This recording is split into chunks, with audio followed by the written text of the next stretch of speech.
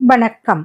வசியின் வாசிப்புகளில் கம்பராமாயணம் யுத்தகாண்டம் பகுதியில் இரண்யன் வதைப்படலத்தின் தொடர்ச்சி. பிரகலாதன் சொன்னதை கேட்டதும் இரண்யன் கண்களில் இருந்து நெருப்பு பொறி பறக்க பெருங்கோபத்துடன் விழித்து நோக்கினான். பின்பு தன் மகனை பார்த்து கோபத்துடன் இரண்யன், நான் பிறந்தது முதல் இன்று வரை நீ சொன்ன இப்பெயரை சொன்னவர்களின் வாயையும் நினைத்தவர்களின் மனத்தையும் எனது ஆணை சக்கரம் எரித்தழித்தது. அப்படி இருக்க உனக்கு இந்த பெயரை சொன்னவர் யார்? இதனை யாரிடத்திலிருந்து நீ கற்றுக்கொண்டாய்? உடனே சொல்.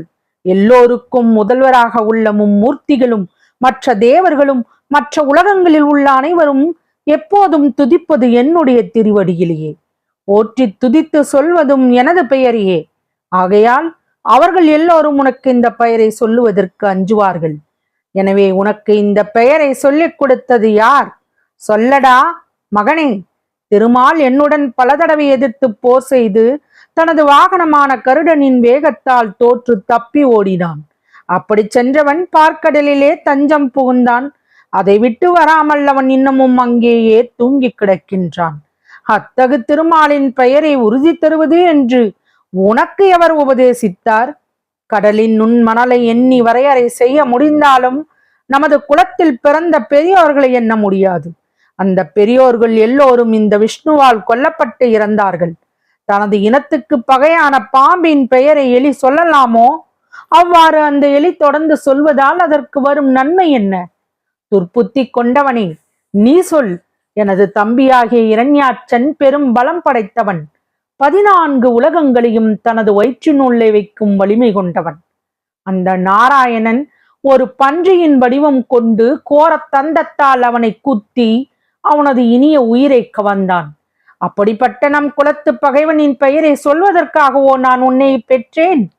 வாழ்வற்றவனே, உயர்தினை அக்ஜினை என்னும் இருவகை பொருள் அனைத்திற்கும் ஆதாரமான இந்த உலகங்கள் எல்லாவற்றிற்கும் நானே தலைவன்.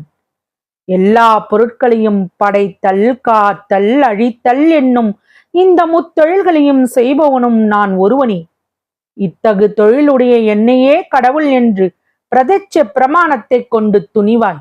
அதை விட்டு புகையை கண்டு நெருப்பை அனுமானிப்பது போல பிரபஞ்சத்தை கொண்டு வேறே கடவுள் ஒன்று என்று ஊகித்தறிவது சிறப்போ? காரிய பொருளை விட்டு காரண பொருளை பற்றி நீ வேறாக எண்ணிக்கொண்டிருக்கலாமோ? இப்படி நீ எண்ணுவது எந்த வேதத்தின் சித்தாந்தம் என்று உணர்ந்திருக்கின்றாய்? வேதங்கள் சொல்லிய முறைப்படி தவறாமல் குற்றமில்லாது தவம் முதலிய நல்ல தொழில்களை செய்தவர்கள் மேம்படுவார்கள். பாவச் செயலை எண்ணி செய்தவர்களோ தாழ்ச்செடியவார்கள். சிந்தித்து பார்க்க போனால் இது உண்மையே. இதை தவிர உலகத்திலே இயற்கையாகவே உயர்வான பொருளும் தாழ்வான பொருளும் வேறு இல்லை. இப்படி உணர்ந்தாலும் பெருந்தவம் செய்த நான் யாவரினும் மேம்பட்டவனே. இதை நீ அறிவாய். முற்காலத்தில் பெருந்தவம் புரிந்தவர்களே அரி, அயன், சிவன் என்ற பதவிகளை பெற்றார்கள். நான் அவர்களை விட சிறந்த தத்துவத்தை புரிந்து பொய்மையில்லாத தலைமையை மேற்கொண்டேன். அதனால் அவர்கள் அந்த தமது பதவிகளை இழந்தார்கள். மேலும் அவர்கள் தாம் செய்து வந்த தொழில்களை பெருந்தவத்தை செய்து முடித்த எனக்கு முன்னே செய்வது தமக்கு இழிவை தரும் என்று எண்ணி அதனை செய்யாது கைவிட்டார்கள். அத்துடன் மட்டுமா, அவர்கள் யாவரும் என் காவலுக்குள் நுழைந்து விட்டனர். யாகம், தவம் முதலியவை செய்து என்னை விட மேம்படாதபடி நான் அந்த திரிமூர்த்திகளையே அடக்கி வைத்திருக்கின்றேன். ஆகவே அவர்கள் தமக்கு வாழ்வு தேடிக்கொள்வதை விட்டு பிறருக்கு எப்படி உதவுவார்கள்? சொல். திருமூர்த்திகளே ஒன்று சேர்ந்தாலும் செய்ய முடியாத நன்மையை அவர்களுள் ஒரு மூர்த்தியான திருமாலால் எங்கே உனக்கு செய்ய முடியும்? பேதை மகனே, நீ தவறு செய்து விட்டாய். ஆயினும் உன் தவற்றை நான் இப்போது பொறுத்தேன். மீண்டும் இப்படியான எந்த ஒரு பயனும் இல்லாத வார்த்தைகளை சொல்லாதே. ஆசிரியன் எதை சொல்கின்றானோ அதுவே நன்மை தரும் என்பதை அறிந்து ஓதுவாய். போ என்று சொன்னான். எல்லாவற்றையும் பொறுமையுடன் கேட்டுக்கொண்டிருந்த பிரகலாதன் புன்னகை தவழும் முகத்துடன் தந்தையை நோக்கினான். தந்தைக்கு நற்புத்தி கூறுவது இப்போது தனது கடமை என்று எண்ணினான். உடனே பிரகலாதன் இரணியனை பார்த்து, தந்தையே, உமக்கு சொல்ல வேண்டிய வார்த்தை இருக்கின்றது. நான் சொல்லக்கூடிய அது வேதங்களுக்கும் யாகங்களுக்கும் முடிவெல்லையாக இருக்கின்றது. மேலும் அது யாவரும் கற்கும் கல்விக்கு பிறையாக விளங்குகின்றது. வேந்தே, விதை இல்லாமல் முளைக்கும் மரவர்க்கம் இல்லை அல்லவா? உமது விபரீத ஞானத்தை விட்டு உண்மையை அறிய விரும்புவீரானால் உமக்கு நான் தத்துவ பொருட்களை அறியும் வகையை சொல்வேன்.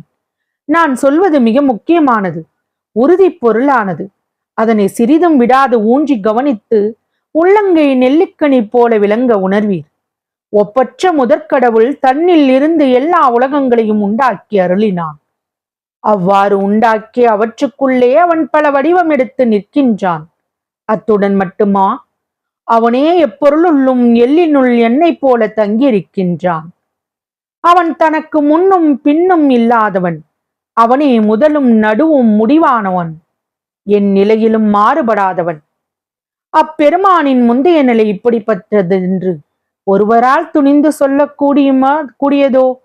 மிக பரந்திருக்கின்ற எல்லா பொருட்களையும் வெவ்வேறாக பகுத்து நோக்குகின்றவையான சாங்கியம், யோகம் என்ற 2 வகை வழிகள் இருக்கின்றன.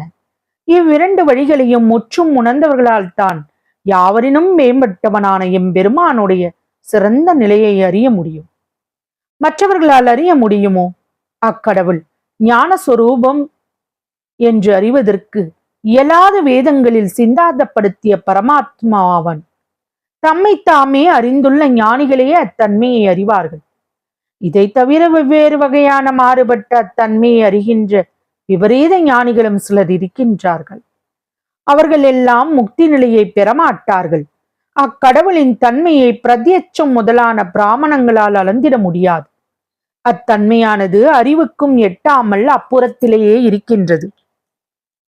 ஐயனே, உபனிஷதங்கள் காட்டும் பொருட்களால் இப்படிப்பட்டவன் என்று கூற முடியாதவனான அக்கடவுளின் மாயத்தன்மையை யாரோ அறியவல்லார். கண்களால் காண முடியாத அவனுடைய அந்த உண்மையை யாரும் கண்டதே இல்லை.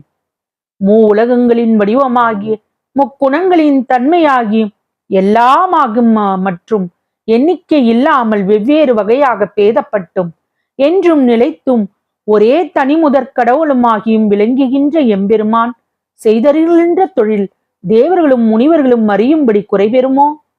கருமமும் கருமத்தின் பயனும் அப்பயனை கொடுத்தருள்கின்ற முதற் தலைவனுமான கடவுளின் அருமை பெருமைகளை அறியவல்லவரே இம்மை மறுமை என்னும் கடலில் இருந்து மோட்சமாகிய அக்கரையில் ஏறப் பெறுவார்கள். மந்திரமும் சிறந்த தவமும் என்னும் இயல்புடையவையும் அவைகள் கொடுக்கின்ற பயன்களும் அவற்றுக்கு மூல காரணமான தெய்வமாய் வேத விதிப்படி செய்யப்படுகின்ற யாகங்களிலே தேவர்களுக்காக தரப்படுகின்ற அவிர்பாகத்தினுடைய சொரூபமுமானவன் அந்த பரமன். அவன் முதலில் செய்யப்பட்டு நின்ற கருமங்களுக்கு முந்தி பயனை கொடுத்தருள்வான். பின்பு செய்யப்படுகின்ற கருமங்களுக்கு பிந்தி பயனை கொடுப்பான். அவன் செய்த வினைக்கேற்ப பயன்களை முன்பின்னாக தருவதில் பல அற்புதங்கள் மறைந்துள்ளன. அந்த அற்புதத்தை அவனது மாயையால் பலரும் அறிய மாட்டார்கள். உயிர்கள் செய்கின்ற 2 வகை வினைகளுள் ஒவ்வொரு வினை ஒரு பயனை தவிர அதற்கு மேல் தரக்கூடியதில்லை. பரம்பொருளின் அருளோ அப்படி இல்லாமல் நினைத்த பயனையெல்லாம் தந்தல்கிறது. எம்பெருமானுடைய பெருமையை அறிவதற்கு இதைவிட வேறு ஒரு சாட்சி வேண்டுமோ? யாகத்தை செய்பவர்கள் அதன் முடிவில் ஒரு அவிர்ப்பாகத்தை ஸ்ரீமன் நாராயணனுக்கு கொடுப்பார்கள். அப்படி கொடுக்கப்பட்ட அவிர்ப்பாகம் சகல சராசர பொருட்களிடத்திலும் சேர்ந்திடும் என்பது துதிப்பதற்கு அரிய வேதத்தில் சொல்லப்பட்ட பொருளாகும். அதுவும் இல்லாமல் அதன் பயனும் அத்தன்மையதே. அந்த பரம்பொருள் மூலப்பகுதியில் இருந்து செயல்வடிவான உலகத்தை தோற்றுவித்தது. மேலோர் நூல்களில் தொகுத்தவற்றில் அடங்கியுள்ள பொருட்கள் எல்லாம் அந்த மூலப்பகுதி தந்த விகாரத்தால் உண்டான தொகுதிகளே. மற்றும் அப்பரம்பொருள் வினைச்செயலால் இவ்வுலகில் இறப்பும் பிறப்பும் இல்லாதது. தத்துவ ஞானம் இல்லாதவருடைய அறிவுக்கு அந்த பரம்பொருளின் வடிவம் விஷயமாகாது. தொடரும். வசியின் வாசிப்புகளை சப்ஸ்கிரைப் பண்ணுங்க, லைக் பண்ணுங்க, ஷேர் பண்ணுங்க, உங்க கருத்துக்களை கமெண்ட்ல பதிவு பண்ணுங்க. நன்றி.